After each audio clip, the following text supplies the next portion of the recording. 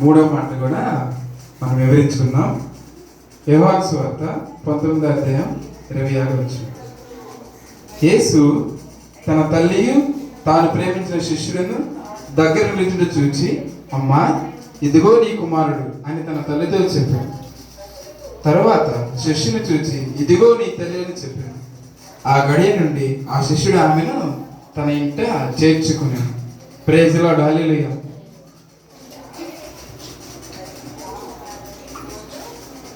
Praise the Lord, hallelujah. ఇక్కడ ఈ వాక్యంలో మనం గమనించాల్సిన రెండు విషయాలు ఉన్నాయి ఈ మాటలు. అట్టి మాటలు ఏంటంటే ముఖ్యంగా ప్రేమ, బాధ్యత. ఏంటంట? ప్రేమను బాధ్యత. దేవుడు ఒక మానవుడిగా జన్మించి ఎలా అయితే వచ్చాడో తన వచ్చిన పని నెరవేరుస్తున్నాడు లేఖనముల ద్వారా.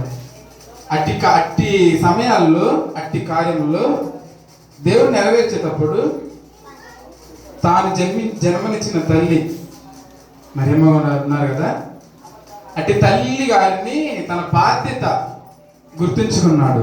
ప్రైజ్ ది లార్డ్, హల్లెలూయా. తన బాధ్యతను నెరవేర్చాడు. ప్రేమ అంటే కొరడాలతో కొట్టారు, మొహాన ఉమ్ము వేశారు, అన్నీ చేసినా కానీ ఎవరిని ప్రేమతో అసలు ఎత్తి పగతో ఏ మాట, దూషణకరమైన మాట ఏమి లేకుండా ప్రేమతో ప్రార్థించారు. ముందు వాక్యంలో క్షమించారని చెప్పారు కదా, రెండో వాక్యంలో కూడా అలాగే చేశారు ఆత్మల పరంగా. మూడోది ఏంటంటే ప్రేమ, బాధ్యత. తన తల్లి తన బాధ్యత నెరవేర్చాడు. ఇప్పుడున్న సమాజం, ఇప్పుడున్న లోకం తెలియదంటే తన తల్లిదండ్రులు ఎవరైనా పట్టించుకుంటున్నారా? జన్మనిచ్చిన తల్లిదండ్రులని లేదు. వాళ్ళ బాధ్యతలు నెరవేర్చడం లేదు. వాళ్ళ పట్ల ప్రేమ కలిగి జీవించడం లేదు. అట్టి విధంగా అట్టి పరిస్థితులు, రక్తమంతా పోయిన, సిలువ మోసుకుంటూ వచ్చిన, అంతల ఎండకి సిలువేసిన, కాళ్ళలో చేతుల్లో చీరలు గుచ్చిన, కొరడాలతో కొట్టిన, మాట్లాడలేనంత స్థితిలో కూడా తన బాధ్యతని తల్లి పట్ల నెరవేర్చాడు. తన తల్లిని చూసి తన శిష్యుడు ఇంకా తన కుమారుడు అప్పగించాడు.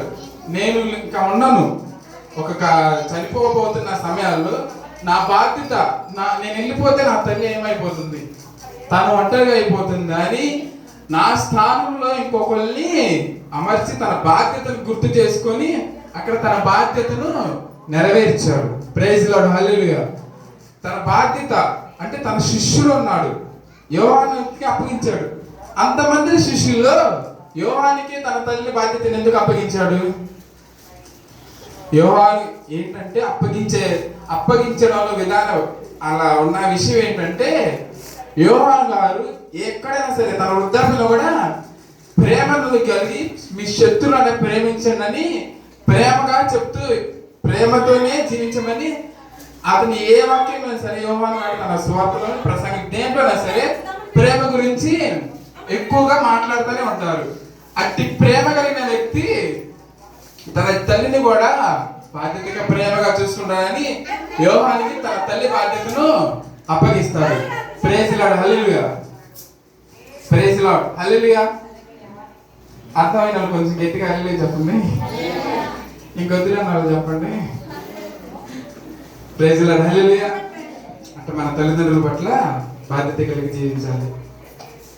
చేస్తాం పనులైనా ఏట్లైనా, నా భార్య, నా పిల్లలు, వాళ్ళకి సంపాదించడం, వాళ్ళకి పుట్టడం.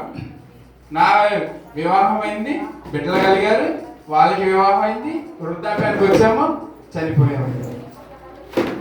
అట్లా ఉండకుండా నీకు జన్మనిచ్చిన తల్లిని తండ్రిని సన్మానించాలి. మన 10 ఆజ్ఞల్లోనే ఉందండి.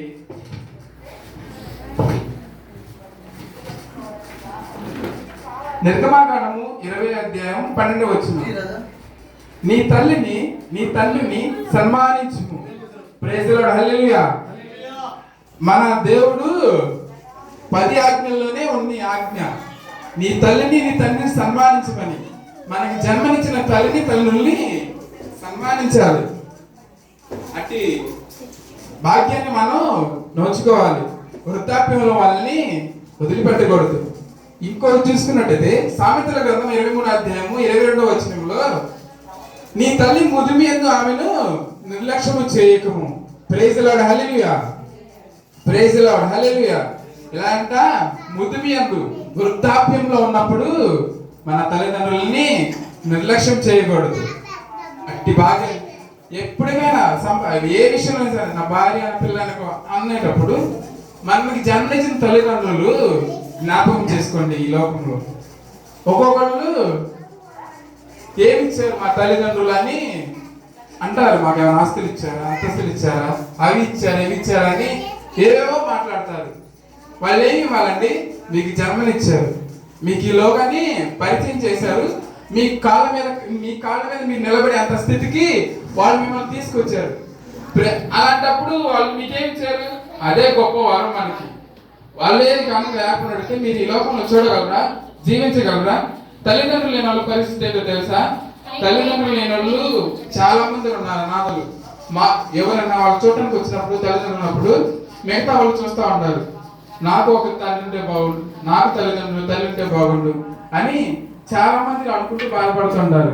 అంతెందుకండి, మాకు మా నాన్న లేడు, ఆయన విలువ మాకు తెలుసు. అట్టి స్థానంలో ఎవరు వస్తారా? మేము నాన్నని పిలవగలం, ఆయన్ని పిలవలేంగా. ఉన్నప్పుడు వాళ్ళ విలువ మనకి తెలియదండి, లేనప్పుడే అట్టి లోటు మనకి తెలుస్తూ ఉంటుంది.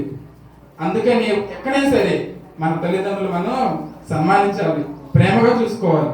చిన్నపిల్లలాగా మారిపోతారు వృద్ధాప్యం వచ్చినప్పుడు. అట్టి వాళ్ళని మనం ఎంతో ప్రేమగా జాగ్రత్తగా చూసుకోవాలి. మనం చిన్నపిల్లప్పుడు వాళ్ళు మనల్ని ఏ విధంగా చూసుకున్నారో చేతులు పడ్డారా? మనం అన్ని అన్ని చేస్తాం. చిన్నప్పుడు మనకు తెలియదు కదా, వాళ్ళు చేతులు పడ్డారా? అంటే వాళ్ళు ముద్దుమి వచ్చే వరకు వాళ్ళు కూడా మరో చిన్నపిల్లల టైపు, చిన్నపిల్లలాగా ప్రవర్తిస్తారు. అట్టి వారిని మనం చూసుకోవాలి బాగా. ఎందుకంటే వాళ్ళకి మనకి జన్మనిచ్చారు మన తల్లిదండ్రులు. మనగా ఎవరు చూసుకోవాలి? అట్టి భాగ్యాన్ని మనమే మనం చూసుకోవాలి. దేవుడే అన్నాడు ఈ వాక్యంలోని, నీ తండ్రి సన్మానించమని అక్కడ 10 ఆజ్ఞలను రాసింది. మూడో మాటలో కూడా అంతే ఉంది. తన తల్లి బాధ్యత నెరవేర్చుకున్నాడు దేవుడు. అట్టి బాధ్యత మనలో కూడా కలగాలి. ఈ లోకంలో ఉన్న ప్రస్తుతం ఇప్పుడున్న పరిస్థితుల్లో ఫోన్ ఓపెన్ చేస్తే చాలు, న్యూస్ లో తల్లిదండ్రులు వదిలిపెడుతున్నారు రోడ్ల మీద, తల్లిదండ్రులు పట్టించుకోవట్లేదు, వృద్ధాప్యులు వచ్చాయని ఎన్నో చూస్తున్నాను నేను. అట్టి వారికి మనం ఉండకుండా మన తల్లిదండ్రులను బాధ్యత నెరవేర్చి జాగ్రత్తగా చూసుకోవాలి. అట్టి జీవితాన్ని మనకి కావాలి. ప్రేమ కలిగి బాధ్యత కలిగి మనం జీవించాలి. ప్రైజ్ ది లార్డ్, హల్లెలూయా. ఇట్టి మాటలు మన ఇంటిలో దేవుడు జీవించబడును గాక. ఆమేన్.